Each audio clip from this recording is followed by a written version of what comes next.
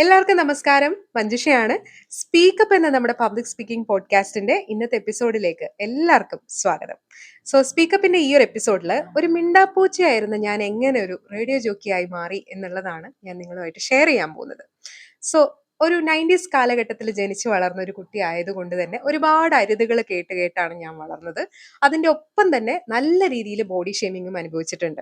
നീ ഭയങ്കര തടിച്ചതാണ്, നീ കറുത്തതാണ്, നീ ചിരിക്കുമ്പോൾ കാണാൻ ഒരു ഭംഗിയില്ല, നീ അധികം ഡാർക്ക് കളറുള്ള ഉടുപ്പുകൾ ഇടണ്ട, ലൈറ്റ് കളറാണ് നിനക്ക് ചേരുന്നത്. ഇങ്ങനെ ഇങ്ങനെ ഒത്തിരി ഒത്തിരി ബോഡി ഷെയ്മിങ്ങുകൾ കേട്ട് കേട്ടാണ് ഞാൻ വളർന്നത്. ഒരുപാട് കാലം ഇതൊക്കെ സത്യമാണ്, എനിക്ക് ഇവരൊക്കെ പറയുന്നത് പോലെ എന്തോ കുറവുണ്ട് എന്ന് ഞാൻ വിശ്വസിച്ചിരുന്നു. അതുകൊണ്ട് തന്നെ ഞാനൊരു ഷെല്ലിനകത്ത് ഇങ്ങനെ ഒതുങ്ങി, ഞാൻ അങ്ങനെ പുറത്ത് ആളുകളോട് സംസാരിക്കാനോ അല്ലെങ്കിൽ മറ്റുള്ളവരുടെ മുന്നിൽ നിന്ന് എന്തെങ്കിലും ഒരു കാര്യം എക്സ്പ്രസ് ചെയ്യാനോ ഒക്കെ ഭയങ്കര പേടിയുള്ള ഒരു കുട്ടിയായിരുന്നു. ഞാൻ സംസാരിക്കുമ്പോൾ എൻ്റെ ശബ്ദം പോലും പലപ്പോഴും പുറത്തു വരാറില്ല. അത് പേടി കൊണ്ടാണ്. ആളുകൾ എങ്ങനെ അത് എടുക്കും എന്നുള്ള ആ ഒരു fear of judgement and fear of failure ഒക്കെ വളരെ ചെറുപ്പത്തിൽ ഇത്തരത്തിലുള്ള കണ്ടീഷനിങ്ങും അതുപോലെ തന്നെ ഈ ബോഡി ഷേമിങ്ങും ഒക്കെ എനിക്ക് ഉണ്ടാക്കി തന്നിരുന്നു. ഒരുപാട് മിടുക്കന്മാരും മിടുക്കികളും ഒക്കെ പഠിക്കുന്ന സ്കൂളുകളിൽ ശരിക്കും ഒരു ആവറേജ് നിലവാരത്തിലൊക്കെയുള്ള കുട്ടികൾ, അവരെ ആരും ശ്രദ്ധിക്കാറില്ല. അവർക്ക് എന്തെങ്കിലും കഴിവുകളുണ്ടോ, അത് ഡെവലപ്പ് ചെയ്യണോ എന്നൊന്നും സത്യം പറഞ്ഞാൽ ആരും ആലോചിക്കാറില്ല. ആലോചിക്കാനുള്ള സമയം പോലും ഒരുപക്ഷെ ആർക്കും ഉണ്ടാവാറില്ല. അപ്പൊ അങ്ങനെ ഞാനൊക്കെ എക്സിസ്റ്റ് ചെയ്യുന്നുണ്ടോ എന്ന് തന്നെ ചിന്തിച്ചുകൊണ്ട് ജീവിച്ചിരുന്ന ഒരു ആവറേജ് നിലവാരമുള്ള ഒരു കുട്ടിയായിരുന്നു ഞാൻ എൻ്റെ സ്കൂൾ ലൈഫിൽ. അന്നൊക്കെ എന്ന് പറഞ്ഞാൽ പുസ്തകങ്ങളായിരുന്നു എൻ്റെ ഏറ്റവും വലിയ കൂട്ടെന്ന് പറയുന്നത്. എന്ത് കൈ കിട്ടിയാലും വായിക്കും. അന്ന് ബഷീറിനെയും MTയെയും മാധവിക്കുട്ടിയെയും ഒക്കെ വായിക്കാനുള്ള ഭാഗ്യം എനിക്കുണ്ടായി. വീണ്ടും വീണ്ടും വായിക്കാൻ. അപ്പോൾ ഈ വായനയ്ക്കൊരു പ്രത്യേകതയുണ്ട്. നമ്മൾ ഒരുപാട് യാത്ര ചെയ്യുന്നില്ലെങ്കിലും ഒരുപാട് അനുഭവം നമുക്കില്ലെങ്കിൽ പോലും പുസ്തകങ്ങൾക്ക് നമുക്ക് ഒരുപാട് ഒരു ജന്മത്തിൽ തന്നെ നമുക്ക് ഒത്തിരി ഒത്തിരി അനുഭവങ്ങൾ തരാൻ പറ്റും. അങ്ങനെ വായന എന്നെ ഒത്തിരി ഒത്തിരി സഹായിച്ചു.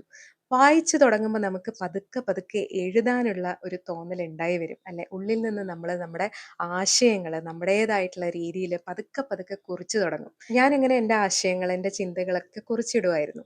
അതൊരു കഥയോ കവിതയോ ഒന്നും ആയിട്ടല്ല, ചില ഡയറി കുറിപ്പുകളൊക്കെ ആയിട്ട് അങ്ങനെ എഴുതിയിടുന്ന ഒരു സ്വഭാവം ഉണ്ടായിരുന്നു. അങ്ങനെ പതുക്കെ പതുക്കെ അത് മറ്റുള്ളവരുമായിട്ട് ഷെയർ ചെയ്യണം, ഒരു സെൽഫ് എക്സ്പ്രഷൻ എന്ന് പറയുന്ന ഒരു നീഡ് പതുക്കെ ഉണ്ടായി വന്നു. അപ്പോഴാണ് എനിക്ക് സ്റ്റേജിൽ കയറണം, സംസാരിക്കണം, പാട്ട് പാടണം, പെർഫോം ചെയ്യണം എന്നൊക്കെയുള്ള ആഗ്രഹം ഇങ്ങനെ ഉണ്ടായി വന്നത്. ഞാനും അന്ന് ഈ കഥ, കവിതാ മത്സരങ്ങൾ, ഓഫ് സ്റ്റേജ് ഐറ്റംസിനൊക്കെ പങ്കെടുക്കുമായിരുന്നു. പക്ഷെ ഒരിക്കൽ പോലും ഒരു സോപ്പ് പെട്ടി വാങ്ങാൻ വേണ്ടി പോലും സ്റ്റേജിൽ കയറേണ്ടി വന്നിട്ടില്ല ഒരു 15 വയസ്സ് വരെ അല്ലെങ്കിൽ ഒരു 10ാം ക്ലാസ് കാലം വരെ.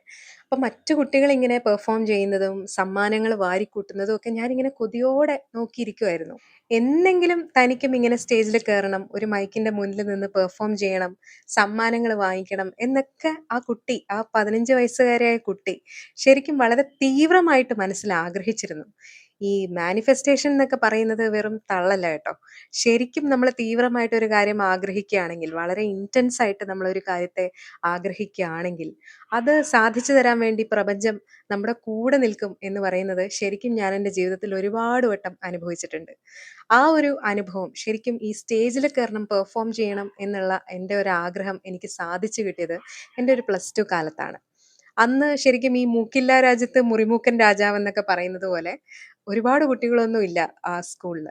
അപ്പോൾ ശരിക്കും അന്ന് എനിക്ക് ആ കിട്ടിയ അവസരം ഞാൻ വിട്ട് കളയാതെ അത് പിടിച്ചെടുത്തു എന്നുള്ളതാണ്.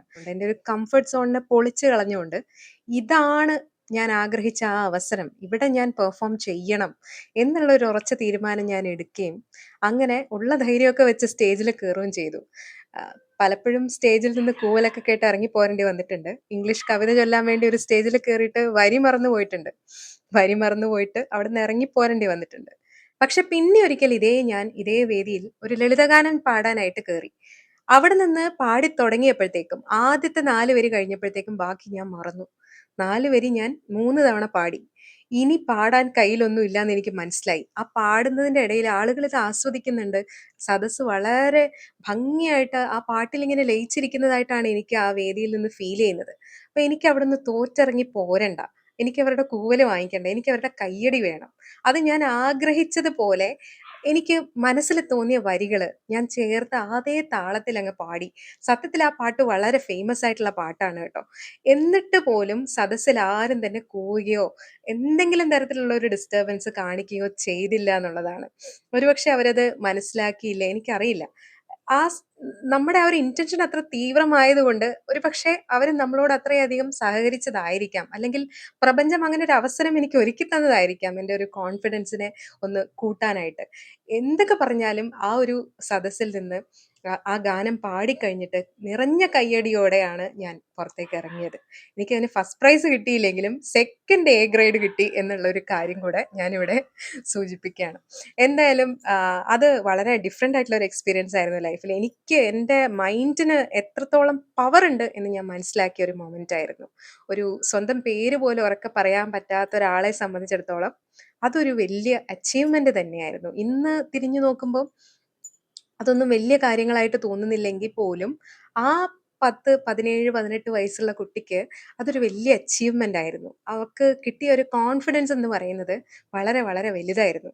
എനിക്കിത് ചെയ്യണം എന്നുള്ള സ്ട്രോങ് ആയിട്ടുള്ള ഒരു അംബിഷൻ അല്ലെങ്കിൽ ആ ഒരു ഇന്റൻഷനോടെ ആ ഒരു വേദിയിൽ നിൽക്കാൻ കാണിച്ച ആ ഒരു മനസ്സുകൊണ്ടാണ് ആ ഒരനുഭവം ഉണ്ടായത് എന്നാണ് ഞാൻ ഇന്നും വിശ്വസിക്കുന്നത്.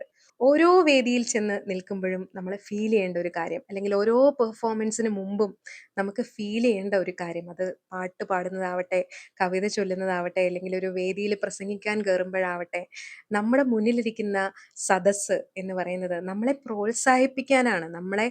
നമ്മൾ ഏറ്റവും നന്നായി പെർഫോം ചെയ്യുന്നത് കാണാനായിട്ടാണ് നമുക്ക് മുന്നിലിരിക്കുന്നത്. അവർക്ക് നമ്മൾ നമ്മുടെ ഏറ്റവും ബെസ്റ്റ് കൊടുക്കണം. അതാണ് അവര് എക്സ്പെക്ട് ചെയ്യുന്നത്.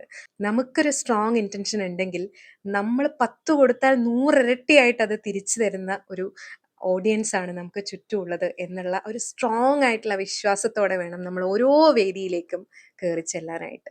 അപ്പം ഈ കുഞ്ഞു കുഞ്ഞു കാര്യങ്ങളിൽ നിന്ന് കിട്ടിയ കോൺഫിഡൻസ് ആണ് എന്നെ ഒരു റേഡിയോ ജോക്കി ആക്കി മാറ്റിയത്. ഒരു വലിയ പ്ലാറ്റ്ഫോം, ആകാശവാണി പോലെ ഒരു വലിയ പ്ലാറ്റ്ഫോമിൽ വർക്ക് ചെയ്യാൻ 15 വർഷത്തോളം റേഡിയോ ജോക്കി ആയിട്ട് പല പല പരിപാടികൾ അവതരിപ്പിച്ച് അതിലൂടെ ശ്രോതാക്കളുടെ ഹൃദയത്തിൽ ഇടം നേടാനൊക്കെ എനിക്ക് അവസരം ഒരുക്കി തന്നത് തീർച്ചയായിട്ടും ഈ സ്കൂൾ കാലഘട്ടത്തിൽ എനിക്ക് കിട്ടിയ ആ വേദികളിൽ നിന്നുള്ള അനുഭവങ്ങൾ തന്നെയാണ്. ഒരു ജോലി എന്നതിനേക്കാൾ ഉപരിയായി അതെന്റെ പാഷനായിരുന്നു. അവിടെ ജോലി ചെയ്ത 15 വർഷങ്ങളും അത്രയ്ക്ക് എക്സൈറ്റ് ചെയ്യിപ്പിക്കുന്നതായിരുന്നു. ഒരു പ്രാവശ്യമെങ്കിലും മൈക്കിന് മുന്നിൽ സംസാരിക്കാൻ കൊതിച്ച പെൺകുട്ടി 21 വയസ്സ് മുതൽ 36 വയസ്സ് വരെ ആ മൈക്കിന് മുന്നിൽ നിരന്തരം സംസാരിച്ചു. അതും ലൈവായി. റേഡിയോ നാടകങ്ങൾ, ഫോൺ ഇൻ പരിപാടികൾ, ഓഡിയോ ട്രാവലോഗുകൾ, അങ്ങനെ പലതരം പരിപാടികൾ അവതരിപ്പിച്ചു. ഇതിനിടയിൽ നാടോടി എന്നൊരു ബ്രാൻഡ് സ്റ്റാർട്ട് ചെയ്ത് 2 ലേഡീസ് ഓൺലി ട്രിപ്പുകൾ സംഘടിപ്പിച്ചു. കോണ്ടന്റ് ക്രിയേഷൻ തുടങ്ങി. പക്ഷേ ഒരു പോയിന്റിൽ ഇതൊന്നുമല്ല എൻ്റെ ലൈഫിൻ്റെ ഒരു അൾട്ടിമേറ്റ് പേർപ്പസ്, അല്ലെങ്കിൽ എൻ്റെ ഒരു ഇക്കിഗായ് എന്ന് തിരിച്ചറിഞ്ഞപ്പോൾ വീണ്ടും ഞാനൊരു മെറ്റോമോർഫോസിസിന് തയ്യാറെടുക്കുകയാണിപ്പോൾ.